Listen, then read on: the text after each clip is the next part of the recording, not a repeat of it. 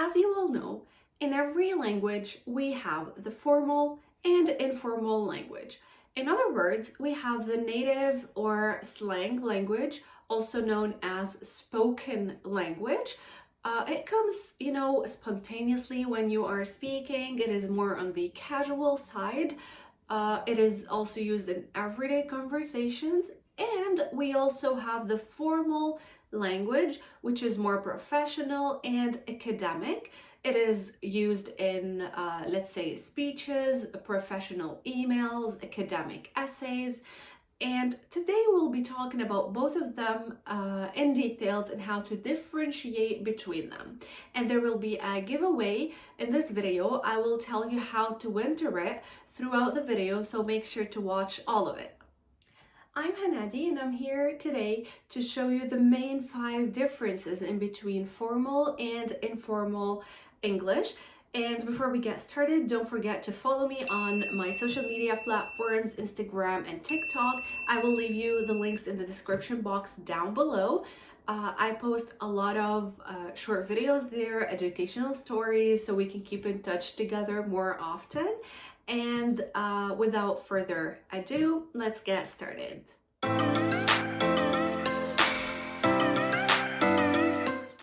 First of all, you need to remember that formal and informal English or languages are more like two different languages in the same language. Don't get confused, the equation is really simple. Just try to mirror the idea to your native language and you'll get what I'm talking about. So if your native language is Arabic, think about it as the modern standard Arabic, al-Fusha, and the spoken Arabic, which is al-Ammi. So we do have 2 different levels of spoken and formal Arabic, which is the same for English. And the first thing we'll be focusing on today is the contractions. If you're not familiar with contractions, it is more like shortening a certain word or verbs, and we are dropping some letters and replacing them with an apostrophe. So here is a list of some contractions which can be useful, like are not, we have aren't, cannot, we have can't, I am, that's I'm, and a lot more. But keep in mind, at the same level, you cannot use these contractions in formal English. Because if you want to sound more professional, just skip using them. And especially when it comes to writing and giving formal speeches. But otherwise, if you're just having a casual conversation, or if you are friendly with you have a friendly relationship with your let's say colleagues or boss, that would be totally fine in that case. Another difference is phrasal verbs and glossary.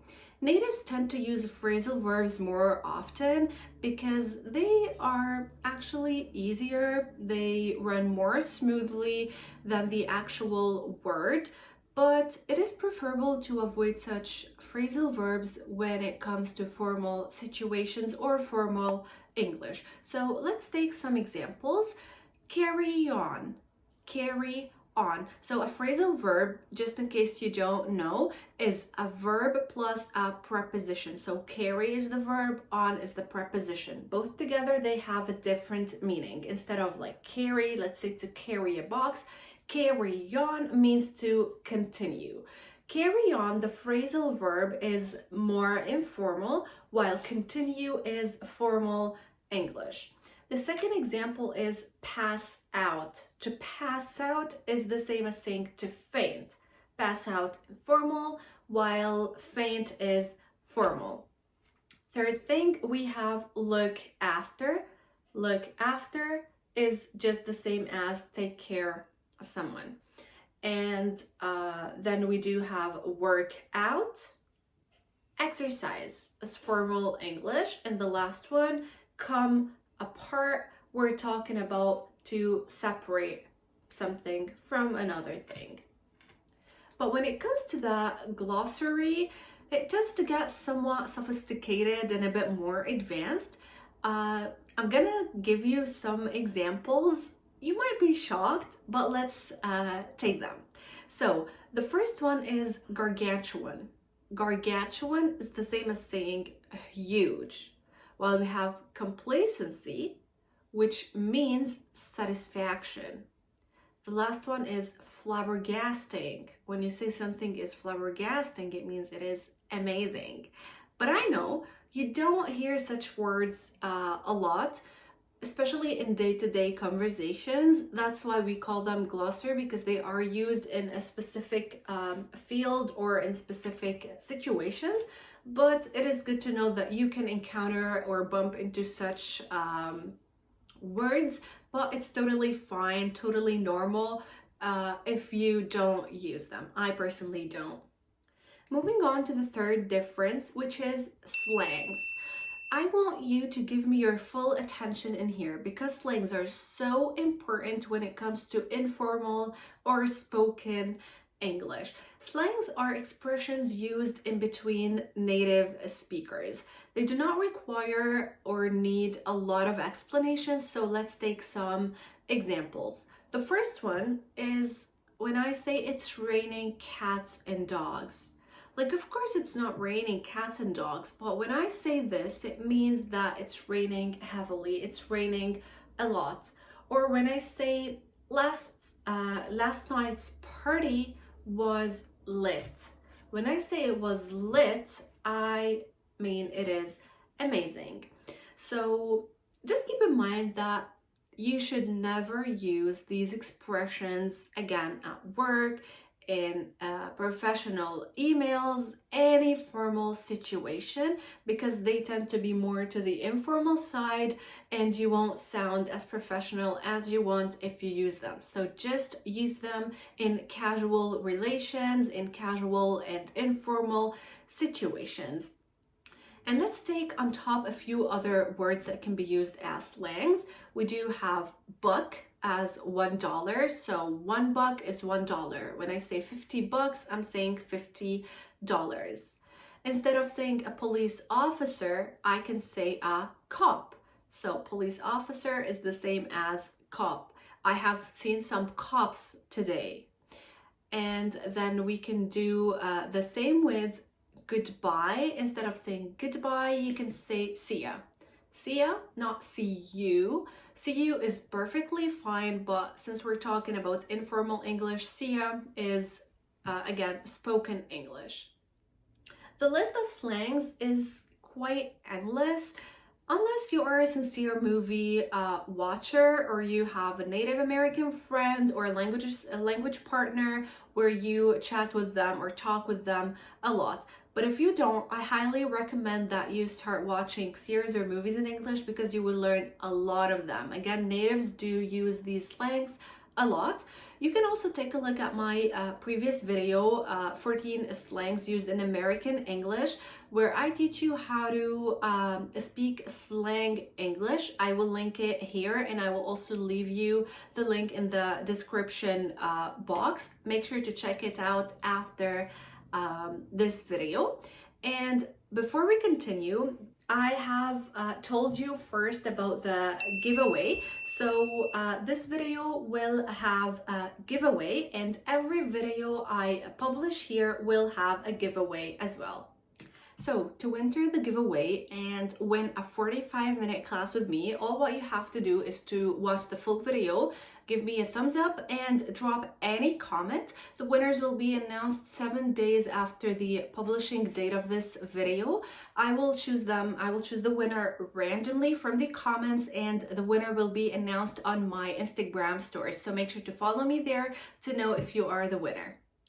Another opposition when it comes to formal and informal English is the usage of pronouns. So let's say we're talking about an interview. Informally, you would say, during the interview, I was asking the student about their experiences, or I asked the students about their experiences. A simple, clear sentence, right? You are using the positive form, no need for complication, you're using the active form, and that's it.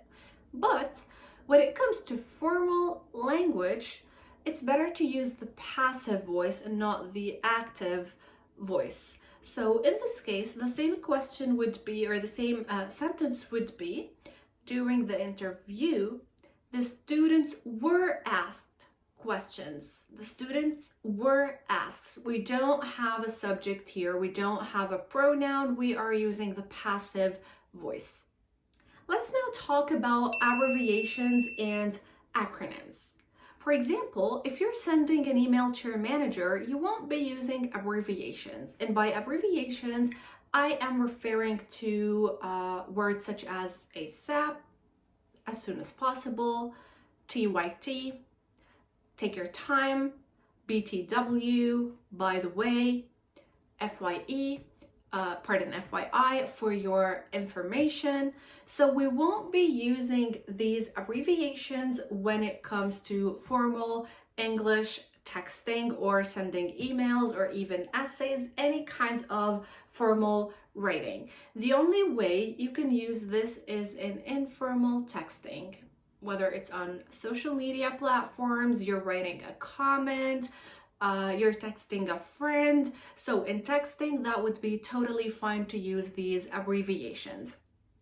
In formal writing, again, it is better to use the full forms. And if it happened, let's say that you are writing an academic letter about your university, we're talking about acronyms here, just write the full name of the university, and then later on you can start using the acronym. The acronym is just the first letter of each word. So let's say if your university is the University of Canada, then UOC would be, let's say, the acronym for your university. All right, that's it for today. Make sure to give me a thumbs up if you liked this video and found it helpful. And let me know in the comments what you would like to learn next. I'll be reading all of the comments, and make sure to drop some for a chance to win a 45-minute class with me. Again, the winner will be announced on my Instagram stories. Make sure to follow me there just to check if you are the winner. And if you'd like to see me in more videos, don't forget to hit that subscribe button down below, and see you in the next video. Bye bye.